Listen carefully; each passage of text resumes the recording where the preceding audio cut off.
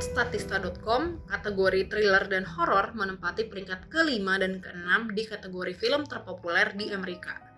Di Indonesia sendiri, film horor punya banyak penggemar.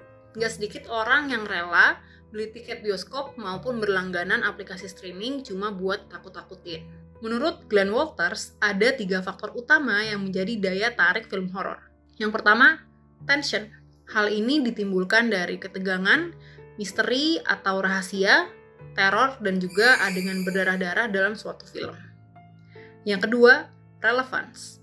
Nah, film horor ini harus punya relevansi terhadap penontonnya. Relevansi yang dibangun bisa bersifat universal, misal ketakutan akan gelap atau ketakutan akan terkunci di ruangan yang asing. Relevansi ini juga bisa terhadap kebudayaan, kelompok, maupun personal. Yang ketiga, unrealism. Nah, sebenarnya hal ini berkebalikan dengan poin yang kedua. Jadi, film horor ini sebenarnya memberikan rasa kendali kepada penontonnya dengan adanya jarak psikologis antara penonton dan film horor tersebut.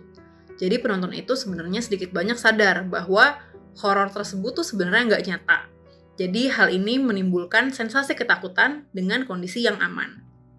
Sebenarnya ada banyak teori-teori yang menjelaskan kenapa sih kita sendiri tertarik terhadap film horor. Tapi teori-teori tersebut dianggap belum secara utuh menjelaskan alasannya. Dr. Dov Zilman, seorang ahli di bidang psikologi dan komunikasi, melalui teorinya yaitu The Excitation Transfer, menjelaskan perasaan negatif yang ditimbulkan dari adegan-adegan menyeramkan sebenarnya memperkuat kepuasan atau perasaan positif ketika pelaku atau aktor di dalam film tersebut meraih kemenangan melawan teror tersebut.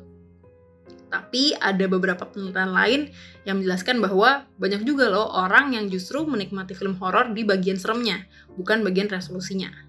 Teori ini juga sebenarnya nggak menjelaskan film-film horor yang nggak punya happy ending.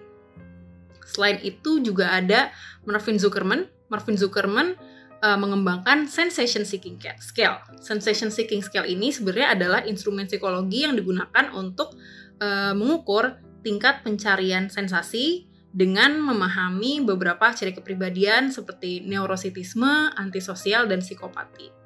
Nah, orang-orang dengan sensation seeking scale score yang cenderung tinggi biasanya juga memiliki kecenderungan yang tinggi untuk menikmati aktivitas menyeramkan seperti naik roller coaster, bungee jumping, dan juga nonton film horor. Peneliti memang menemukan hubungan antara keduanya tapi nggak signifikan. Zuckerman sendiri juga menjelaskan bahwa sebenarnya banyak loh faktor-faktor lain yang mempengaruhi kita tertarik terhadap film horor. Sebenarnya apa yang terjadi di tubuh kita ketika sedang nonton film horor? Nah, hal yang kita rasakan sebenarnya nggak jauh berbeda dengan yang kita alami kalau sedang menghadapi ancaman atau bahaya yang nyata. Singkatnya, ketika sedang menghadapi ancaman, hal tersebut memicu produksi adrenalin secara instan. Adrenalin disebut juga dengan action hormone. Kemudian, apa yang terjadi ketika adrenalin ini dilepaskan, detak jantung kita jadi lebih cepat, sehingga memompa darah juga lebih banyak ke tubuh. Kemudian kita juga bernafas dengan lebih cepat yang memungkinkan lebih banyak oksigen masuk ke aliran darah dan juga otak kita. Nah, ekstra oksigen ini menyebabkan kita menjadi lebih peka. Pendengaran kita lebih sensitif, penglihatan lebih sensitif, pokoknya kita jadi lebih peka terhadap keadaan sekitar. Nah, selain itu, hal ini juga dilanjutkan dengan produksi kortisol. Nah, hormon kortisol ini yang menyebabkan kita menjadi lebih aktif, sadar, dan siap untuk bertindak.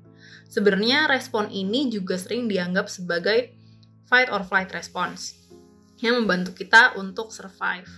Nah, uniknya sebenarnya respon ini itu terjadi sebelum kita benar-benar sadar sebenarnya apa sih yang terjadi. Misalnya ketika ada adegan yang mengagetkan atau serem, kita otomatis nutup muka kita. Padahal kita sebenarnya belum benar-benar lihat nih apa sih yang menyeramkannya. Efek nonton film horor sebenarnya nggak berhenti setelah filmnya selesai. Kadang kita masih merasa takut atau juga sering kebawa mimpi. Jadi kita perlu bijak ketika nonton film horor. Setelah menonton film horor, ada baiknya kita memperhatikan mood kita keesokan harinya dan juga kualitas tidur kita. Apakah kita jadi terlambat tidur atau kita jadi sering mimpi buruk. Jangan alih-alih mendapat hiburan, kita malah menjadi cemas setelah menonton film horor.